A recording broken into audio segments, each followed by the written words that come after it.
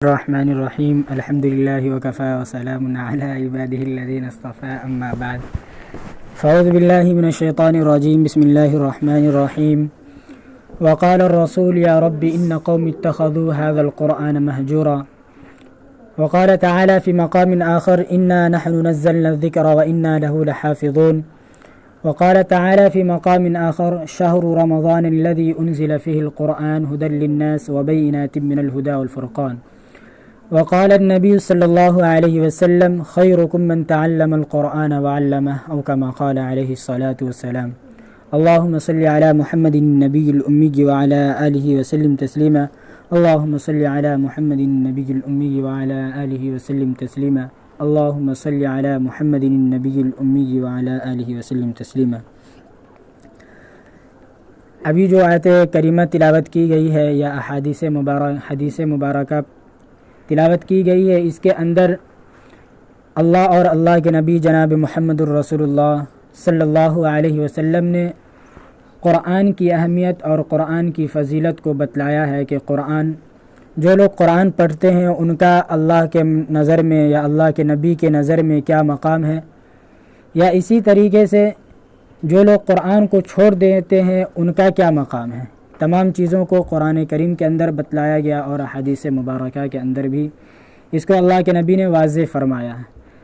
اللہ کے نبی ارشاد فرماتے ہیں، اللہ تعالیٰ قرآن کریم کے اندر ارشاد فرماتے ہیں انا نحن نزلنا الذکر وانا له لحافظون،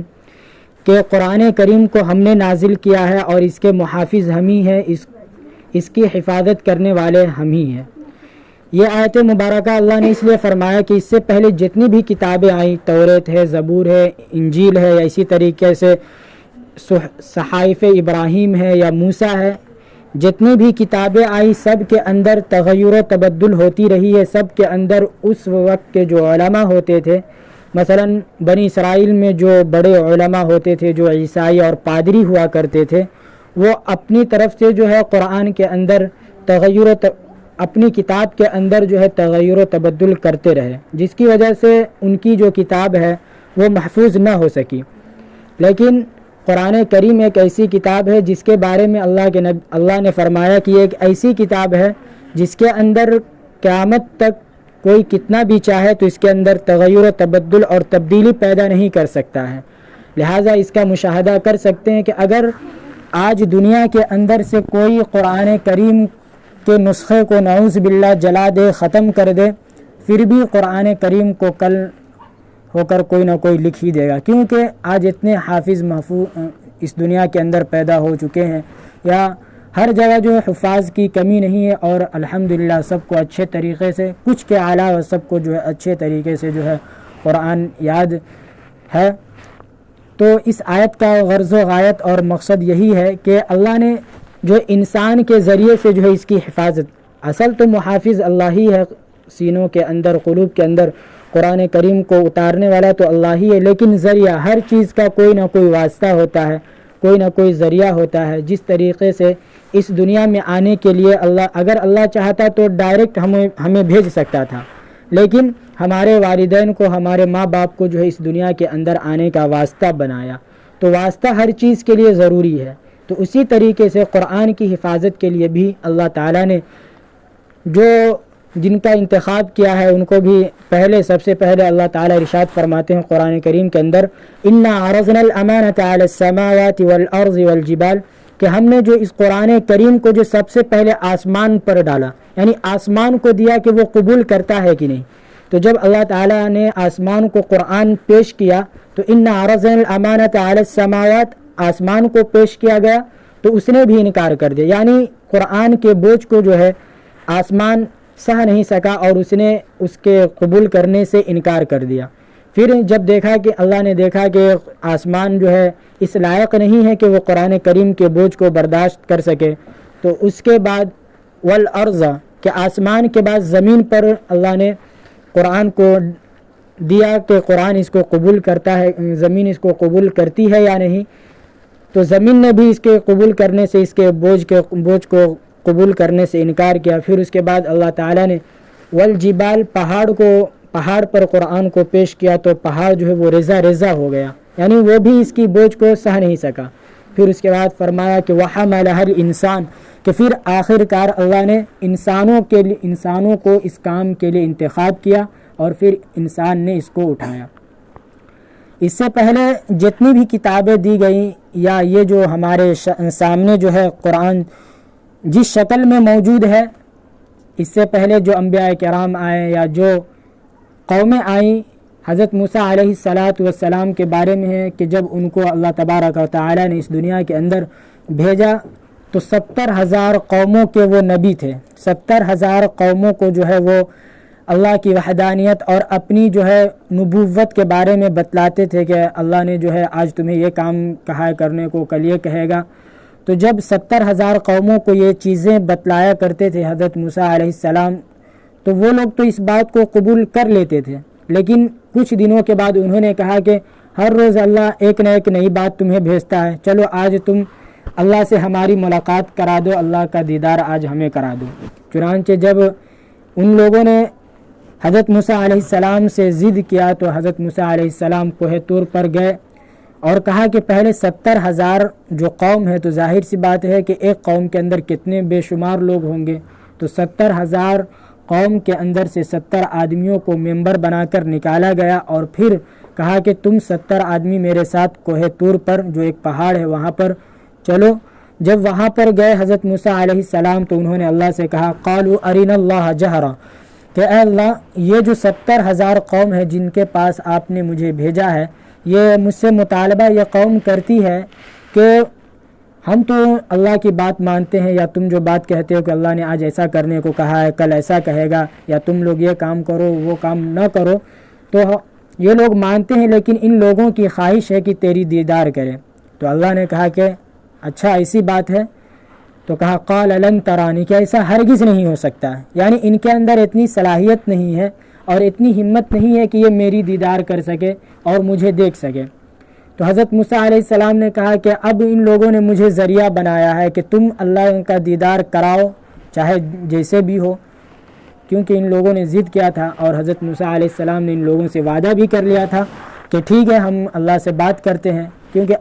اللہ کے نبی حضرت موسیٰ علیہ السلام کو جو ہے اللہ سے ہم کلامی ہوا کرتی تھی، یعنی باتیں ہوا کرتی تھی، کوہ طور پر جاتے تھے اور اللہ سے باتیں کیا کرتے تھے۔ اس لیے ان کی قوم بھی بضد ہوئی کہ چلو ٹھیک ہے، چلو ہم لوگوں کو بھی اللہ کا دیدار کراؤ۔ جب پہنچے تو یہ ساری باتیں ہوئی، اس کے بعد اللہ نے کہا کہ ٹھیک ہے یہ لوگ ضد کر رہے ہیں تو وہی جو کوہ طور پہاڑ ہے، کہا کہ اس کی طرف کہو ان لوگوں کو دیکھنے کے لیے، اگر یہ میری تجلی کو، میرے جلوے کو اگر یہ لوگ دیکھ لیں گے تو سمجھ جاؤ کہ یہ لوگ میری دیدار اور مجھے دیکھ سکتے ہیں، یعنی ان کے اندر اتنی صلاحیت اور اتنی قوت ہو جائے گی کہ یہ میری دیدار کر سکتے ہیں۔ چنانچہ اللہ نے کہا فلما تجلی ربہ الی الجبل جعلہ دکا وخر موسیٰ صعقا، کہ جب اللہ تعالیٰ نے اپنی تجلی کوہ طور پر جیسے ہی ڈالا وہ پہاڑ جو ہے ریزہ ریزہ ہو گیا، اور جو 70 آدمی حضرت موسیٰ علیہ السلام کے ساتھ آئے تھے سب مر گئے سوائے حضرت موسیٰ علیہ السلام کے، وخر موسیٰ صعقا، کہ حضرت موسیٰ علیہ السلام جو ہے بے ہوش ہو گئے۔ پھر تھوڑی دیر کے بعد جو ہے حضرت موسیٰ علیہ السلام کو ہوش آیا تو انہوں نے کہا کہ اللہ آج میں نے مان لیا کہ تیرا دیدار اور تیری تجلی کو اور تیرے جلوے کو کوئی برداشت نہیں کر سکتا ہے۔ چنانچہ اس کے بعد پھر حضرت موسیٰ علیہ السلام نے اللہ سے مطالبہ کیا کہ یہ جو لوگ 70 لوگ جو میرے ساتھ آئے ہوئے ہیں یہ لوگ تو مر چکے ہیں، لیکن آپ سے میری گزارش ہے کہ آپ ان کو جو ہے دوبارہ زندہ کر دیں۔ تو اللہ نے کہا وہ کیوں، ایسا کیوں؟ تو حضرت موسیٰ علیہ السلام نے کہا کہ اس لیے کہ یہ لوگ 70,000 جو قومیں تھیں ان کے نمائندہ بن کے آئے ہوئے ہیں، اس لیے ان کو اگر آپ زندہ نہیں کریں گے تو جن کی طرف سے یہ لوگ آئے ہیں ممبر بن کے، کینڈیڈیٹ بن کے، تو یہ جا کے ان کو بات نہیں بتلائیں گے، اور جو حالات جو حادثہ یہاں پر جو پیش آیا ہے وہ ان کو نہیں بتلائیں گے، تب تک ان کو یقین نہیں ہوگا کہ اللہ بھی کوئی چیز ہے یا اللہ کا دیدار کرنا اتنا آسان بات نہیں ہے۔ تو اللہ نے حضرت موسیٰ علیہ السلام کی بات مانی اور ان کو زندہ کر دیا، اور یہ لوگ جب گئے حضرت موسیٰ علیہ السلام کے قوم کے پاس واپس گئے تو ان لوگوں نے ان کو بتایا تو ان لوگوں کو یقین ہوا۔ تو کہنے کا مطلب یہ ہے کہ یہ جو امت محمدیہ ہے یہی ایک ایسی قوم ہے جن کو اللہ تبارک و تعالی نے قرآن جیسی دولت دی ہے، لیکن اس سے پہلے قرآن ایک ایسی چیز ہے جس کے اندر آدمی اللہ سے بات کرتا ہے اور اللہ کی بات کو پڑھتا ہے. قرآن کے اندر جتنی بھی باتیں ہیں وہ اللہ کی باتیں ہیں. گویا کہ جب آدمی قرآن کی تلاوت کرتا ہے وہ ایک طریقے سے اللہ سے بات کر رہا ہوتا ہے. تو یہ جو دولت ہے، یہ جو نعمت ہے، ہم سے پہلے جتنی بھی امتیاں آئیں یا جتنے بھی لوگ آئیں ان کو یہ دولت نصیب نہیں ہوئی.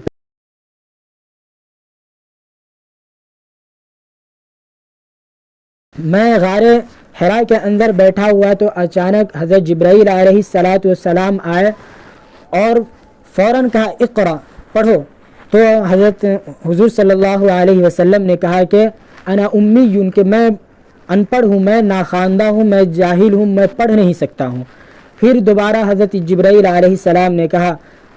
اقرا، پڑھو. پھر وہی بات. تیسری مرتبہ حضرت جبرائیل علیہ السلام نے زور سے جھٹکا دیا. آپ علیہ السلام فرماتے ہیں جتنی تکلیف اس وقت مجھے ہوئی اس سے پہلے نہ کبھی مجھے تکلیف اتنی ہوئی تھی اور نہ آئندہ کبھی اتنی تکلیف ہوگی. تو مطلب یہ ہے کہ یہ قرآن ایک ایسی چیز ہے جو ایک آدمی کے سینے کے اندر جانے کے لیے بہت ہی تکلیف اور مشقت کا سامنا کرنا پڑتا ہے اور مشقتیں جھیلنی پڑتی ہے. اور اللہ کے نبی خود فرماتے ہیں کہ یہ جو قرآن جب میرے سینے پر، میرے قلوب پر نازل ہوا تو اس نے مجھے بوڑھا بنا دیا. یعنی اس سے پہلے ہم جوان تھے، لیکن جیسے ہی قرآن نزول ہوتا گیا مجھے بوڑھا بناتا گیا. یعنی اس کی بوجھ اور اس کی جو طاقت ہے اس کی وجہ سے میرے اندر بوڑھاپن اور جو میرے اندر کمزوری آتی گئی. تو جب ایک آدمی قرآن کو یاد کرتا ہے یا کوئی اسی طریقے سے ہم دیکھتے ہیں مدارس کے اندر قرآن کو یاد کرنا آسان بات نہیں ہے، بہت ہی مشقت اور اس کے اندر بہت ہی پریشانیاں آتی ہیں، طرح طرح سے تکالیفیں آتی ہیں، طرح طرح سے آدمی کو مشقتیں جھیلنی پڑتی ہے.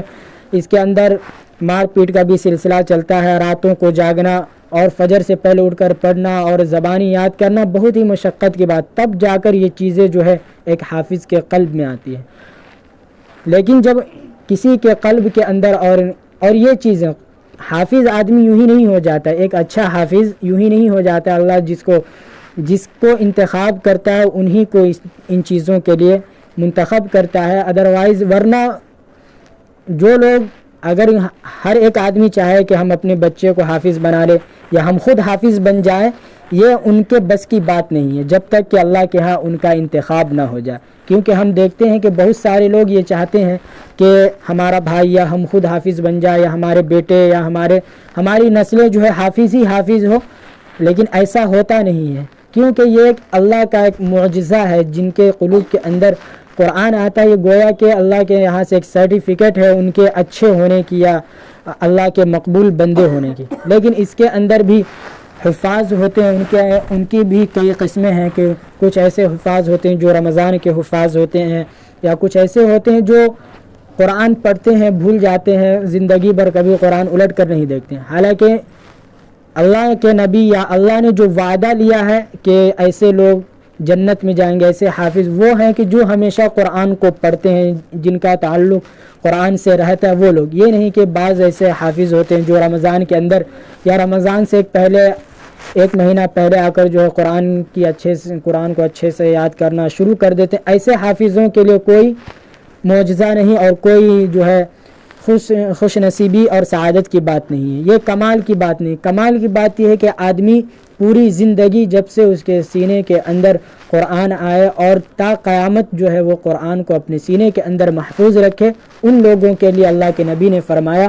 کہ جب ایسے حفاظ کل قیامت کے دن اپنے خاندان کے اندر سے اپنے گھر والوں کے بارے میں، جن کے بارے میں 10 ایسے لوگ جن کے بارے میں جہنم واجب ہو چکی ہوگی، اللہ تعالیٰ فیصلہ فرما دیں گے کہ ان 10 کو جہنم کے اندر پہنچا دو. یہ حافظ جا کر وہاں پر سفارش کرے گا اور اللہ تعالیٰ ان کی شفاعت کو قبول فرمائیں گے، ان کی سفارش کو قبول فرمائیں گے. تو یہ مقام و مرتبہ ایسے حفاظ کا ہے، ہمارے جیسے حافظوں کا نہیں ہے. کیونکہ ہم لوگوں کا یہ مشغلہ نہیں، بس پڑھتے ہیں پورے سال پڑھتے ہیں، لیکن اگر خدا نے چاہا تو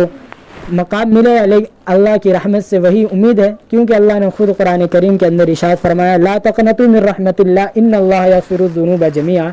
کہ اللہ کی رحمت سے مایوس نہیں ہونی چاہیے. لیکن جو سلسلہ ہمارے اساتذہ نے بتلایا یا جو قرآن کریم کو یاد رکھنے کا طریقہ ہے جو بتلایا الحمدللہ اس پر عمل کیا جاتا ہے۔ تو کہنے کا مقصد یہ ہے کہ قرآن کریم ایک ایسی دولت ہے جو ہر کسی کو نصیب نہیں ہوتی، یہ خوش نصیبوں کو ہی نصیب ہوتی ہے۔ پھر اس کے بعد اللہ کے نبی نے فرمایا کہ پہلی چیز تو یہ ہے، پہلا رتبہ یہ ہے کہ وہ 10 ایسے لوگوں کو جہنم سے نجات دلائے گا جن کے بارے میں جہنم واجب ہو چکی ہوگی۔ پھر اس کے بعد کہا کہ ان کے ماں باپ کو سورج سے بھی زیادہ روشن تاج پہنایا جائے گا کہ سورج کی روشنی بھی اس تاج کی روشنی کے سامنے ماند پڑ جائے گی، پھیکی پڑ جائے گی۔ تو اس سے اس بات کا بھی اندازہ لگایا جا سکتا ہے کہ جو حافظ ہوگا اس کو کیسا تاج پہنایا جائے گا جب اس کے ماں باپ کے ساتھ اس طریقے سے عزت کا معاملہ اور عزت کے ساتھ پیش کیا جائے گا۔ تو کہنے کا مطلب یہ ہے کہ کسی بھی حافظ ہو یا مولوی ہو، یعنی علماء کو جو ہے کسی بھی اعتبار سے جو ہے وہ گھٹیا یا حقارت کی نظر سے نہیں دیکھنی چاہیے، اگرچہ وہ دنیاوی اعتبار سے، مالی اعتبار سے کمزور ہوتے ہیں یا کسی بھی اعتبار سے کمزور ہوتے ہیں، لیکن اخراً یعنی آخرت کے اعتبار سے ان کے عزت کے لائق، ان کے اور کل قیامت کے دن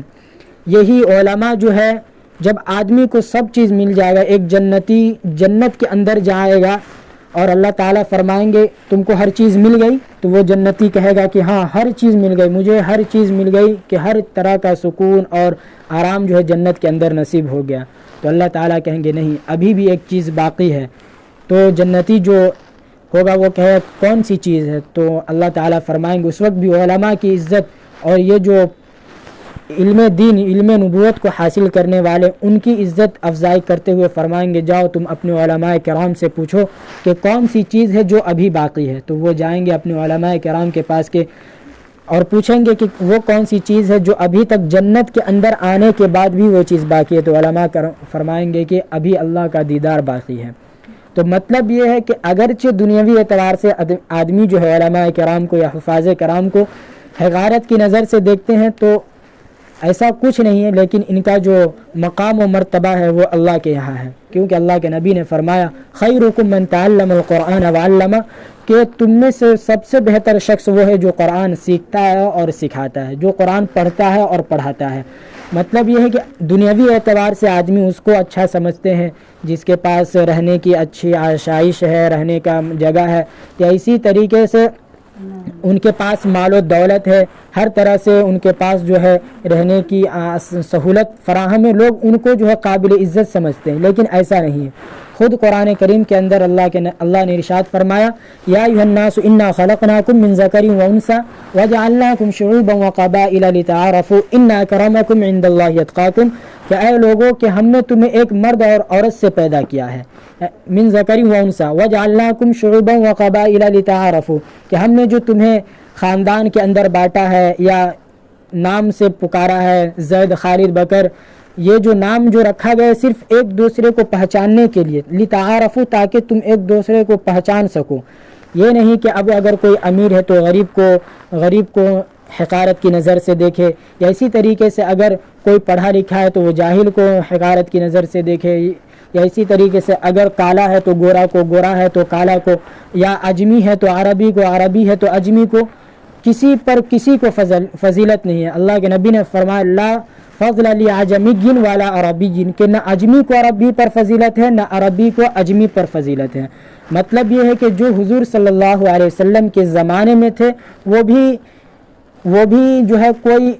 خاص لوگ نہیں ہیں، کیونکہ حضور صلی اللہ علیہ وسلم کے زمانے میں ابو جہل بھی گزرا، ابو لہب بن جو ان کے چچا ہیں وہ بھی، امیہ بن خلف، یہ تمام لوگ گزرے ہیں۔ تو یہ نہیں کہ حضور صلی اللہ علیہ وسلم کا زمانہ انہوں نے پایا ہے تو وہ بہت ہی مقرب لوگ ہیں، ایسا نہیں، بلکہ اللہ نے خود فرمایا ان اکرمکم عند اللہ اتقاکم، کہ تم میں سب سے بہتر اور قابل عزت وہ لوگ ہیں جو اللہ سے ڈرتے ہیں، جو اللہ سے ڈرنے والے ہیں۔ اور اللہ سے ڈرنے والے کون ہیں؟ اللہ تعالیٰ نے خود قرآن کریم کے اندر دوسری جگہ ارشاد فرمایا 22ویں پارہ کے اندر انما یخشی اللہ من عبادہ العلماء، کہ اللہ سے جو ہے ڈرنے والے صرف ان کے بندوں میں سے جو ہے صرف علماء ہی، جو اہل علم ہیں وہی ڈرتے ہیں۔ پھر اللہ نے خود دوسری جگہ ارشاد فرمایا قل هل يستوي الذين يعلمون والذين لا يعلمون، کیا پڑھے لکھے اور ان پڑھ دونوں برابر ہو سکتے ہیں؟ بالکل ہرگز برابر نہیں ہو سکتے۔ انما يتذكر اولو الالباب، تو یہ وہ تمام چیزیں ہیں جو علم دین کے علم کو جو ہے، دین کے علم کی اہمیت کو جو ہے بتلاتی ہیں۔ اسی لیے اللہ کے نبی نے فرمایا طلب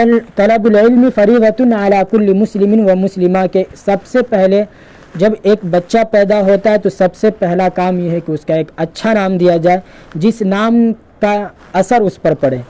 اچھا نام رکھا جائے جو قرآن کا نام ہو, اسی طریقے سے آثار صحابہ کا نام ہو, اگر لڑکی ہے تو صحابیات کا نام ہو. یہ نہیں کہ ملانے کے چکر میں ہمارے معاشرے کے اندر ہوتا ہے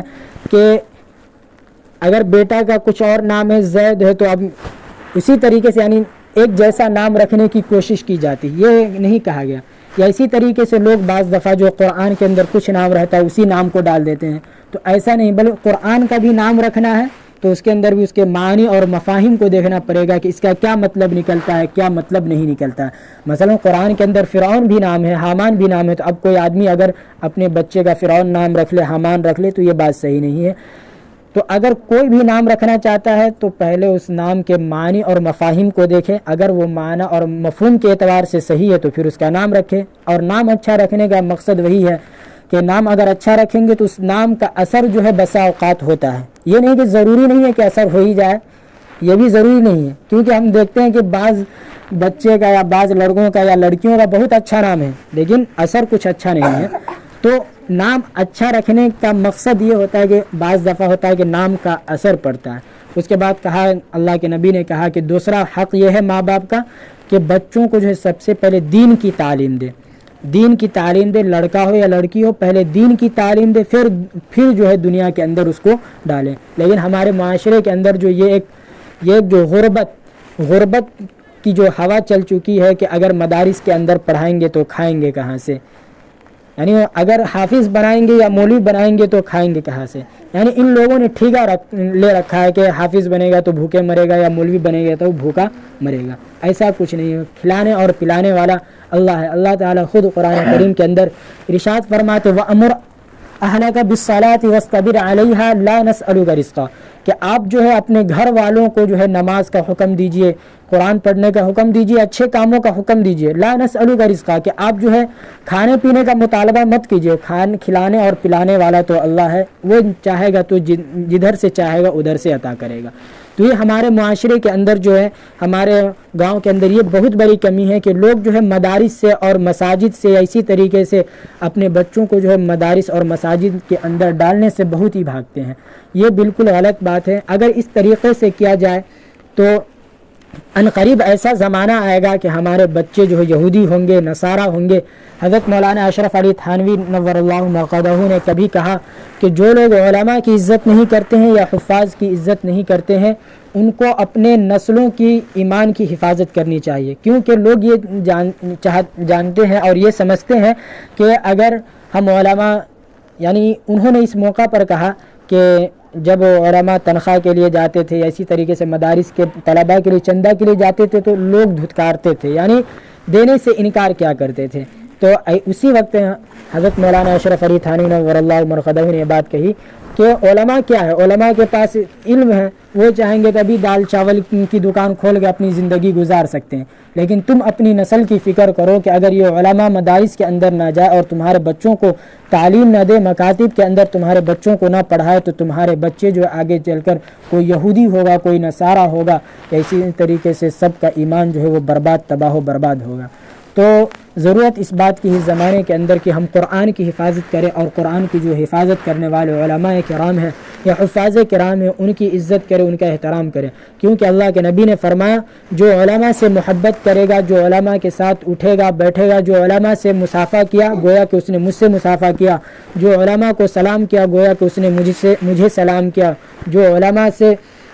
علماء کے پاس بیٹھتا ہے گویا کہ وہ میرے پاس بیٹھتا ہے. تو اتنی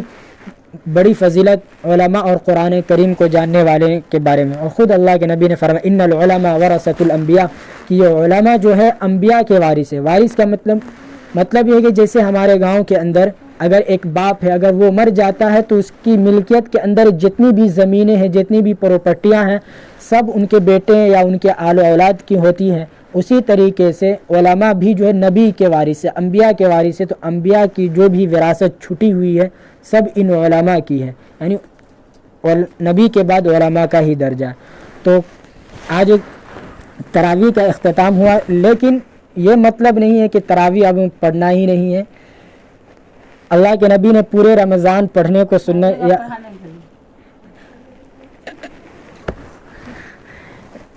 حضرت عمر رضی اللہ تعالیٰ عنہ نے جو قرآن کریم کا جو اہتمام کروایا، ایسے تو اللہ کے نبی کے زمانے میں اس کا کوئی ثبوت نہیں، لیکن یہ جو مکمل طریقے سے جو تراویح پورے مہینے جماعت جو ہوئی وہ حضرت عمر رضی اللہ تعالیٰ عنہ کے زمانے سے ہوئی ہے۔ تو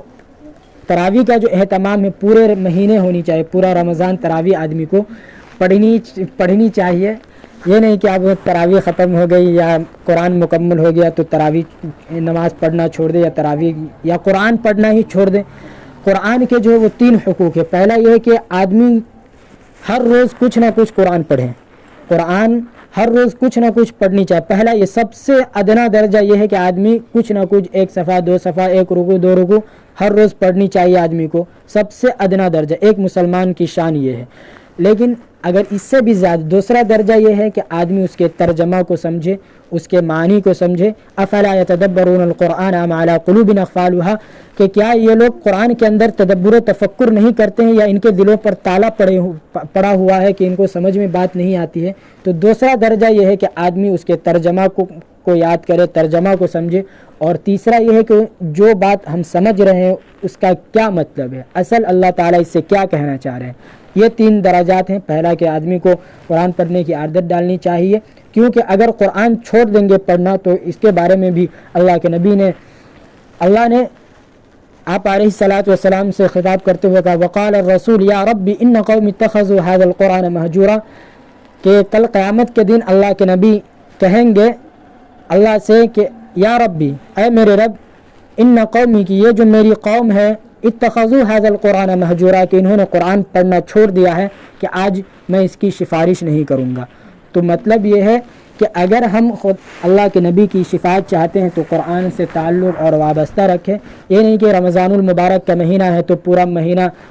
مہینے میں 10 ختم یا 3 ختم یا 1 ختم کیا اور باقی جو 11 مہینے بچے ہو اس کے اندر کچھ نہیں کیا، ایسا نہیں ہونی چاہیے، بلکہ ہر مہینے ایک روٹین ہو جانی چاہیے، ایک معمول کہ 1 مہینے کے اندر اتنا پڑھنا ہے یا 1 دن میں اتنا پڑھنا، ایک معمول بنا کر ہمیشہ جو ہے اس سے تعلق قائم رکھنی چاہیے، نہیں تو وہی کل قیامت کے دن اللہ کے نبی کی شفاعت سے ہم محروم رہیں گے، جو قرآن کی